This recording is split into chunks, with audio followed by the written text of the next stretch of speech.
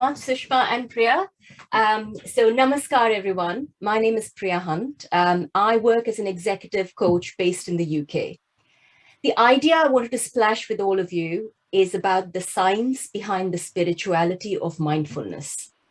Now, I believe that the concept of mindfulness is more relevant today than it's ever been, even in the ancient time.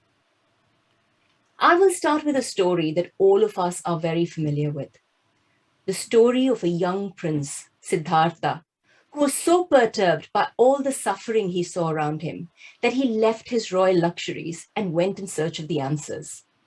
And he found the answers, not by talking to a wise man or going to a university, but by actually looking within himself.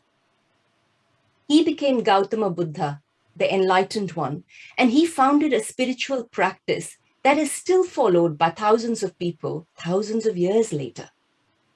But to me, the most fascinating part of the story is the fact that he found the answers within himself. How is this possible?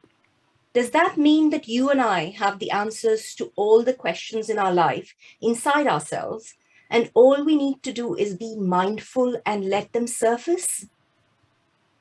Let me now tell you about my own experience of mindfulness. Just over 18 years ago, I moved to the UK, and this was a very tough time personally for me, and I wanted some peace. And in yoga, I found peace. I've been doing yoga daily for the last 18 years now, and I'm actually a qualified yoga teacher. But quite naively, at the beginning, I thought that by practicing yoga, I was also being mindful. It was much later when I read about the works of the likes of John Kabat-Zinn, Bishop, etc. I found that mindfulness talked about being in the present moment, definitely, but also being non-judgmental, deliberate, and observing. And when I was doing my yoga, I was certainly not being non-judgmental. In fact, I was judging myself a lot. Why am I not doing as well as the other person? So I decided that I needed to practice mindfulness more consciously. And I've started doing that. And I've found a dramatic change in my life. It's not magic, don't get me wrong. Things still go wrong. But I find that I'm able to listen to myself better. I find that I'm able to empathize better with myself and generally cope with the vagaries of life a lot better than I used to before mindfulness. So I actually have direct evidence that mindfulness is effective, just like all those sages did in the ancient world. So I was really curious to find out what is the neuroscience behind this phenomenon. Human beings have evolved from their caveman days, but a lot of our brain is still wired the same way as it was when we were living in the wild. We've got our basal ganglia, including the amygdala, which is our center for emotion and reward. This is the area of the brain that got triggered automatically when our caveman ancestor came across a saber-toothed tiger. His entire body mobilized with adrenaline, and he knew without thinking that he needed to run. This helped our ancestors survive in the wild. And even though human beings were not the strongest of beings even then, and we were not at the top of the food chain, we have outlasted many other species. But in modern times, another part of the brain becomes more relevant, the prefrontal cortex. This is the part of the brain that's responsible for our executive function. Daniel Kahneman, the Nobel Prize winner, talks about two types of thinking in his work, Thinking Fast and Slow. System one, which is the automatic part of the brain, just like the amygdala trigger that our ancestor faced, and system two, which is much more deliberate, rule-based, and engages the frontal cortex. Both are relevant at the right time. If I come across a saber-toothed tiger, I jolly well want my system one to trigger. However, in the modern context, the chances of my coming across a tiger, saber-tooth or otherwise, are pretty slim.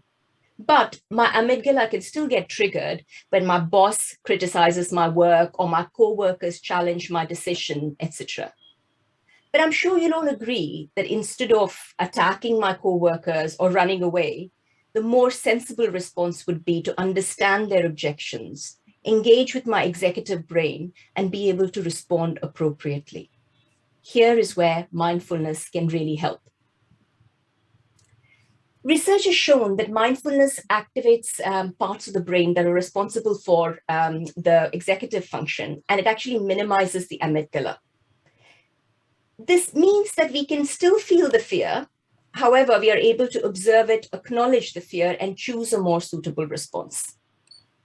By switching our brain function from feeling to thinking, you can overcome what's called heuristic biases, or more simply put, thinking traps. Let me give you a story of a friend of mine who's an excellent public speaker, well acclaimed, and she knows she's really good at it. She's presenting in an auditorium of about 300 people one day when she notices somebody in the audience who's playing with their mobile phone. They're obviously not listening to her. After a little while, this person gets up and walks off.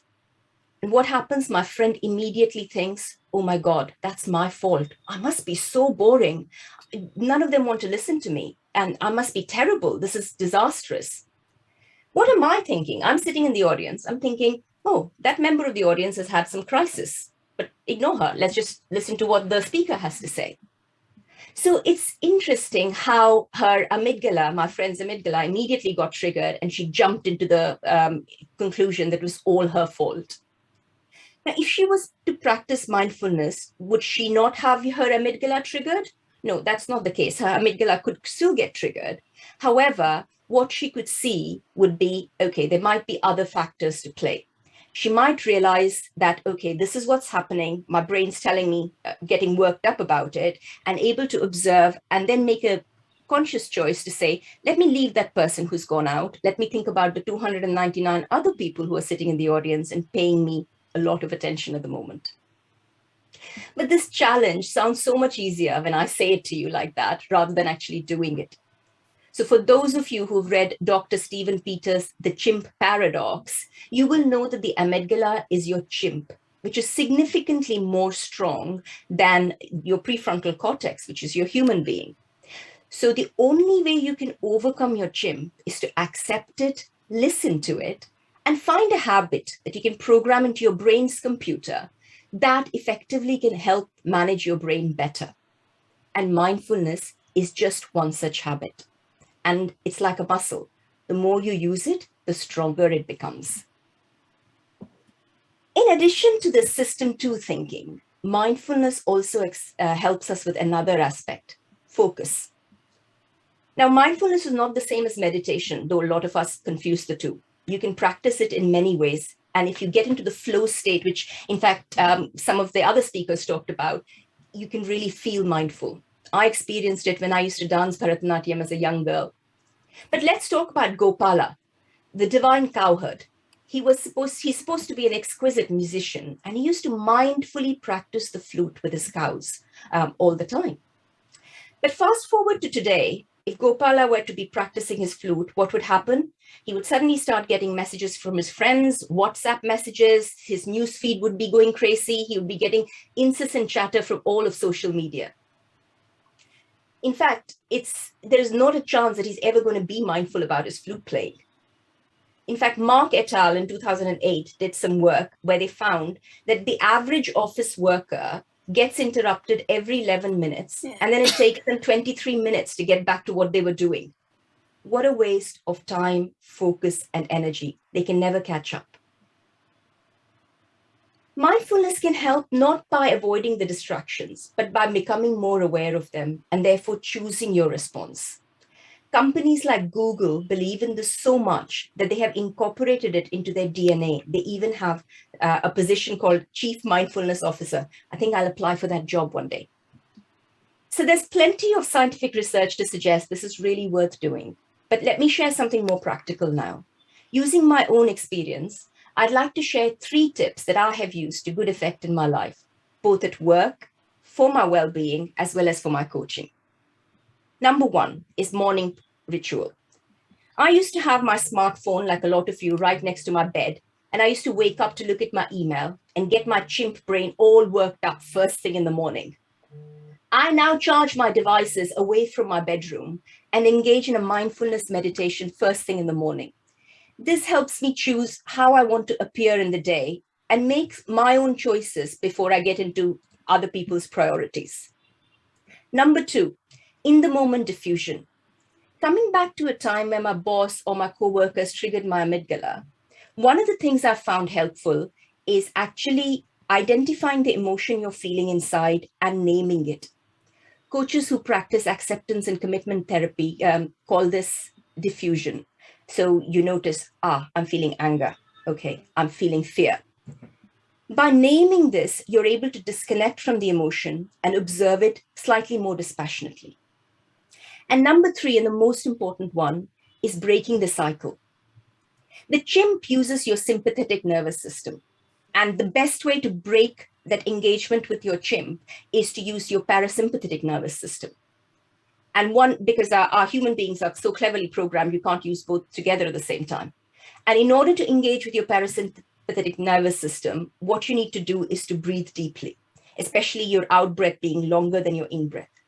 But not everyone finds this easy in the moment. So a few other ideas: do a body scan internally. Just feel the weight of your body, see if your spine is straight. Just go from head to toe inside your mind. The other thing is to just listen to sounds in and around you, inside, outside. And all these things engage the parasympathetic nervous system and therefore calm down your chimp. Like with all things, the more you practice mindfulness, the stronger you'll become. In today's world of information overload and multiple distractions wherever we look, we should pause and thank our ancestors who understood the importance of mindfulness in navigating through chaos. We may not have the answers to everything inside us, but unless we pause and clean the lenses through which we see life, we are unlikely to see the obvious answers that we do already know. While we may not all become Gautama Buddha by practicing mindfulness, I believe, and there is sufficient research to show, that mindfulness provides us an accessible tool to manage our chimps better, choose our response, and access the best within ourselves. Thank you for listening.